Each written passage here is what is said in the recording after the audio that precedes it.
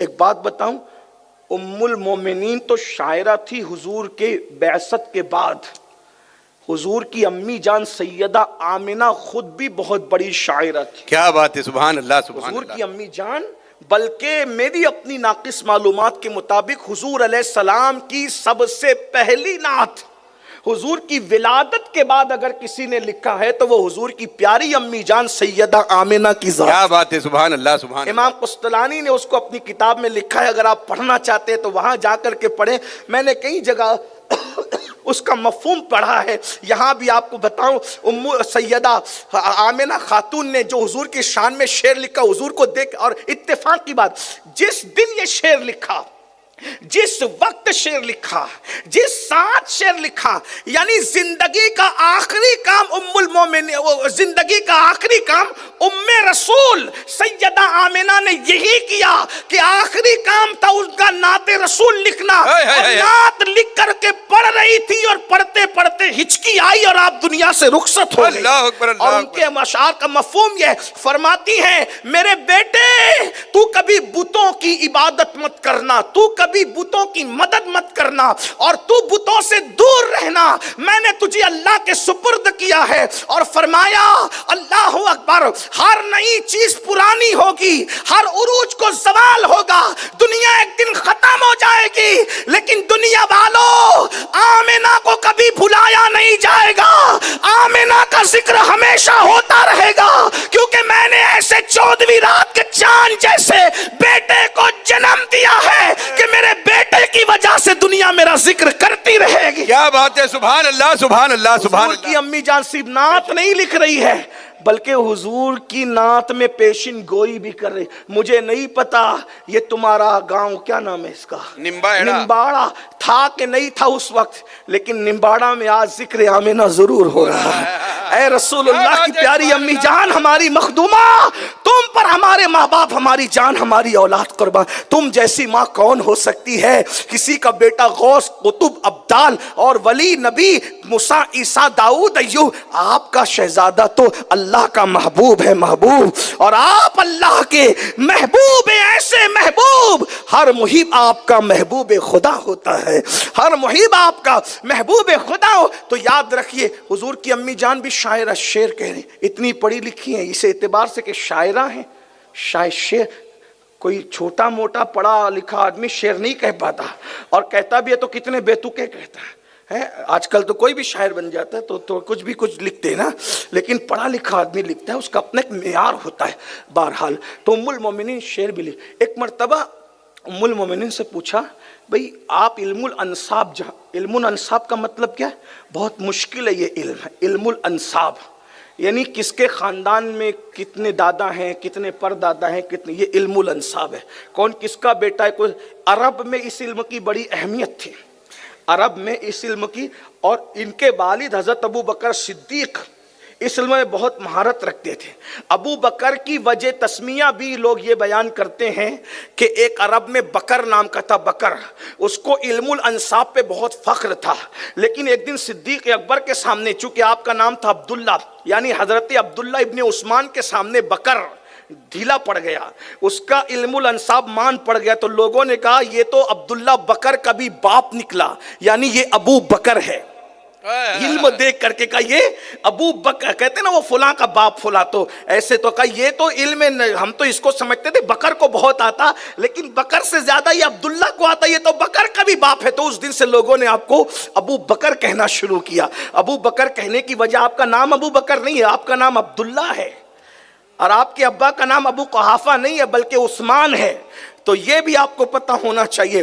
بہرحال کئی وجہ بیان کی گئی، لیکن ایک وجہ یہ بھی اس کی بیان کرنے والوں نے بیان کی. تو ام المومنین علم طب بھی جانتی، یعنی جس کو آپ ڈاکٹری کا علم کہتے ہیں، ام المومنین وہ بھی جانتی، بڑی بڑی حکمت جانتی تھی.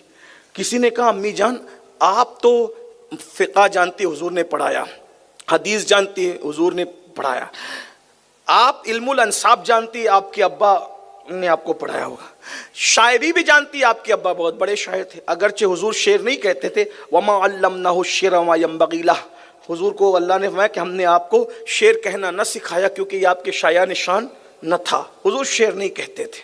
حضور شیر نہیں اس لیے نہیں کہتے تھے کہ شان نبوت نہیں ہے. میں نے ایک دن سوچا حضور شیر کیوں نہیں کہتے. ایک مولوی نے بہت ہنگامہ کیا تھا آ کر کے, دیکھو ان کو شیر کہنا نہیں آتا تھا. میں سوچا کہ قرآن تو کہہ رہا ہے کہ آپ کو شیر کہنا نہیں سکھا. تو وہ یہ کہہ رہے, وہ بدبخت یہ ثابت کر رہا تھا کہ ہمیں شیر کہنا آتا حضور کو نہیں آتا, تو اس فن میں ہم حضور سے بڑے ہو گئے نا. اب پاگل, عقل تو دیکھتی رہی. وہ مر گیا, وہ وہاں بہار کا تھا وہ. بہرحال اس نے بڑی مستی کی. تو میں نے سوچا کہ حضور کی شان نہ تھی, کیونکہ عرب والے یہ تانا دیتے تھے کہ یہ قرآن معاذ اللہ, یہ محمد عربی معاذ اللہ یہ خود گڑھتے ہیں اور یہ شاعری ہے, استغفر اللہ, یا تو یہ پرانے لوگوں کے قصے ہیں, اس طرح کی بات. اللہ نے میں کہا آپ شاعر نہیں ہو محبوب, یہ کیونکہ اس دور میں شاعروں کی عزت نہیں تھی. ہاں, تو میں نے سوچا کہ چلیں آج تو عزت ہے نا, تو حضور نے شیر کیوں نہیں کہا. بہت سی حکمتوں میں سے ایک حکمت یہ بھی, شیر وہ کہتا ہے جس کا کوئی محبوب ہوتا ہے.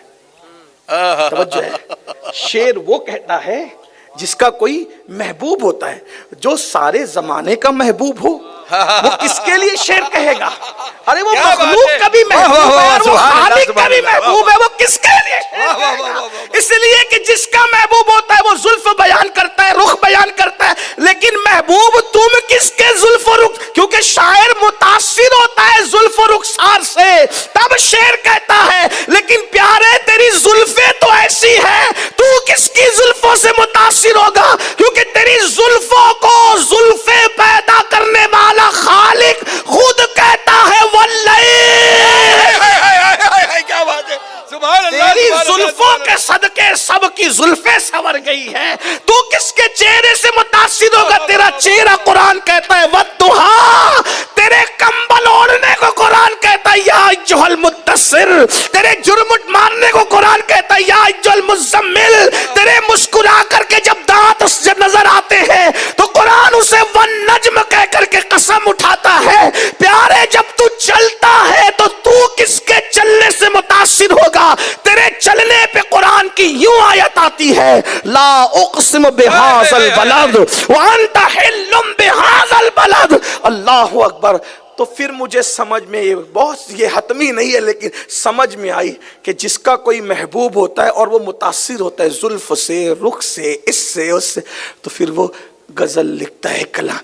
محبوب تم کس سے متاثر ہیں؟ یوسف سے, آپ یوسف علیہ السلام کے حسن سے. یوسف تو خود آپ کے حسن کو یاد کر کے آنسو بہا رہے ہیں. یوسف تھے بڑے خوبصورت علیہ السلام, بہت خوبصورت, کوئی انکار نہیں, ہماری جانیں ان کے حسن پہ قربان. لیکن یوسف کا حسن حسن محمدی کا ایک حصہ تھا. کیا بات ہے, ایک حصہ تھا, ایک حصہ تھا.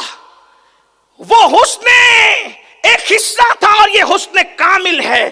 اسی لیے تو ام المومنین سیدہ عائشہ صدیقہ نے ایک مرتبہ حضور کو دیکھا اور دیکھ کے کہا, بلکہ حضور بہت خوبصورت تھے نا, اور جب گھر سے نکلتے تھے کبھی کبھی تو چہرے کو آئینے میں دیکھتے تھے اور چہرہ دیکھ کے سماتے, بلکہ یہ کہہ دوں سورے ہوئے چہرے کو آئینہ دکھاتا, آئینے تو بھی دیکھ لے تیری حسرت کو. کیا بات ہے, سبحان اللہ سبحان اللہ. ایک مقام پر میں نے عرض کیا, حالانکہ میں شاعر نہیں ہوں, شاعر حضرت مجھے معاف کرے, جرت کی ان کے گروپ میں گھسنے کی, لیکن معاف کریے گا. میں عرض کیا تھا ایک مقام پر جب یہ منظر یاد آیا کہ حضور آئینے میں دیکھ کر اپنی جب وہ داڑھی شریف اور زلفیں شریف سنوارا کرتے تھے, سوری ہوئی کو سنوارتے تھے اس لیے کہ آئینے کی بھی حسرت پوری ہونا. تو میں نے عرض کیا تھا کہ دیکھ کر مجھ کو زینتیں کرتے, دیکھ کر مجھ کو زینتیں کرتے, آئینہ ان کا بن گیا ہوتا. آئینہ ان کا بن گیا.